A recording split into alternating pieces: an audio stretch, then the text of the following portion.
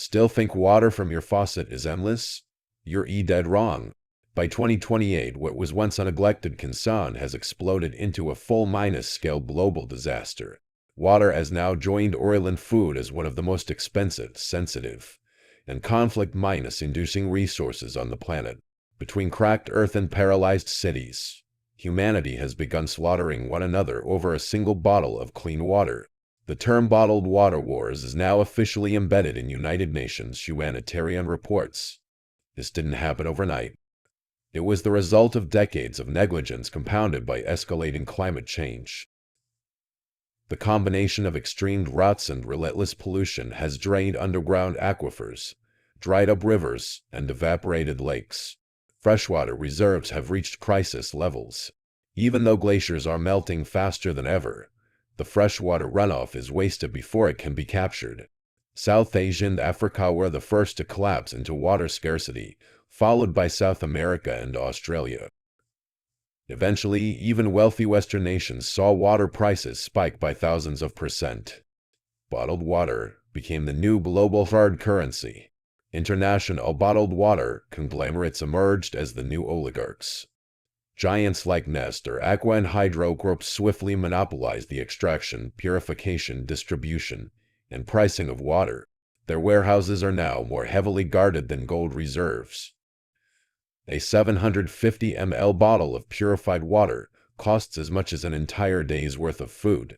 People began using water as wedding dowries, inheritance assets, even replacing traditional currency with water tokens. Families no longer argue over money, they go to war over water rations. The black market has become a lifeline. Illegal water trade networks have flourished, with professional smuggling syndicates exchanging weapons, narcotics, or even humans for sealed underground water caches. In some arid cities, police turn a blind eye to these operations, preferring black-market hydration to citywide riots and mass thirst-driven deaths. Bottled water is now a symbol of power. Having water means survival. Lacking it means death. In the slums, mothers wipe their children's cracked lips with tears, while fountains still flow in affluent neighborhoods, a stark display of water-based class division. Diplomacy between nations has been entirely redefined. No longer about military drills or tariff negotiations. It's now all about water exchange agreements, cross-border water leasing, and bottled water reserve pacts. Whoever controls water controls the future. Water has eclipsed oil and food as the ultimate strategic asset. The UN even formed a global water allocation council to prevent conflict, but in the face of self-interest in survival, these treaties were publicly torn apart by participating nations. The first armed conflict broke out in late 2027. After a deliberate poisoning of a major reservoir, one nation invaded its neighbor under the pretext of securing its mineral water zones in a liquid defense operation. The incident triggered a chain reaction, with border skirmishes erupting worldwide. News outlets now routinely report on drone-based water deliveries, military-grade filtration units, and armored water convoys. Journalists have revealed how some regimes blocked aid water supplies to force rebel factions into surrender. Clean water has become a political weapon of oppression. In urban centers, the bottled water rationing system has replaced traditional grocery sales. Citizens are restricted to 2 bottles of basic drinking water per day, only accessible via ID barcode and facial recognition scans. Those who exceed their quota or are classified as non-contributing citizens are placed on the no-water list. This means no showers, no cooking, no flushing toilets, essentially exiled to the margins of society. Some desperate individuals resort to drinking wastewater, filtered urine, or contaminated rain just to survive another day. But this is just the beginning. The true spark behind the global bottled war isn't just scarcity. It's the question who deserves access to clean water. With power, profit, and technology entangled in a brutal triangle, total collapse is imminent. By the summer of 2028, global surface temperatures shattered historical records. Multiple continents centered simultaneous and unprecedented drought crises. Clouds vanished, trees withered, reservoirs cracked open. The world looked like it had been blow-dried. Bottled water had fully transformed from a consumer product into a matter of national survival. The public no longer followed stock markets, they tracked fluctuating water prices and government water reserve reports. One bottle could mean the difference between life and death. Governments declared full scale emergency.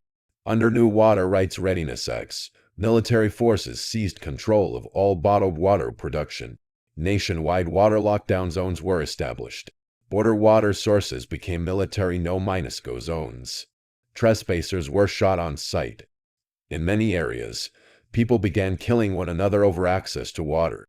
Gas stations were converted into water ammunition depots, and fuel trucks were replaced with armored water tankers. Each transport required armed escorts. Water theft became the new face of violent crime on the black market. A single bottle could be traded for a handgun or a human life. The UN's Global Water Coordination Mechanism completely collapsed. Countries once preaching humanitarian unity began secretly funding military takeovers of water-rich regions. Environmental groups morphed into underground water, guerrilla alliances digging illegal wells and hijacking water factories to redistribute bottled water to the poor. Governments labeled them water terrorists. The people called them the Liquid Liberation Army. Even more alarming, tech corporations gained unprecedented influence. Some developed nano-grade atmospheric water extractors that pull micro-droplets from the air and bottle them, but these devices are so expensive they serve only governments and billionaires. Thus emerged a new class of skywater tower cities, cloud-piercing structures built exclusively for the elite to access secure hydration, while below, deserts stretch for miles and the poor are fenced off as water refugees. The line between rich and poor is now measured in one simple unit: a bottle of water. A new generation of children is being born into a world without natural water. The first sip isn't a warm cereal soaked in mother's milk, but a sterilized, barcoded bottle of industrial water. They never bathe. They instead undergo full body mist sanitation pods to stay clean. Schools no longer teach the water cycle but offer courses in strategic water negotiation, how to earn a glass of water, and water debt liquid punishment. Rain is no longer something they feel but something they simulate. The sound of rain is now among the most expensive, immersive educational experiences on Earth. Religion has mutated too. Emerging sects now worship water's purity and divine essence. Followers are allowed just 5 ml of water per day for rituals not to quench thirst, but to atone. Bottled water is placed on altars as the vessel of life, and wasting a single drop is said to condemn the soul for 1,000 lifetimes. Water has become sacred judgment, a social marker, a form of faith, and the trigger for wars. Meanwhile, scientists issue final warnings: underground aquifer depletion will cause plate collapses and crustal fissures. Water shortages will further destabilize the climate. Humanity is not only facing thirst but dragging the planet's entire ecosystem toward irreversible breakdown. And yet, in the delirium of calm modifying water, society continues marching toward collective extinction. In the end, the most terrifying truth won't be the drought itself. It won't be the bloodshed over bottles. It will be the memory that we once had endless, clean water and we wasted it without a second thought. When the last drop of natural water evaporates into a lifeless breeze, when the last bottle is locked away in a billionaire's vault, human civilization will collapse like and under a relentless sun, leaving not a trace of moisture behind.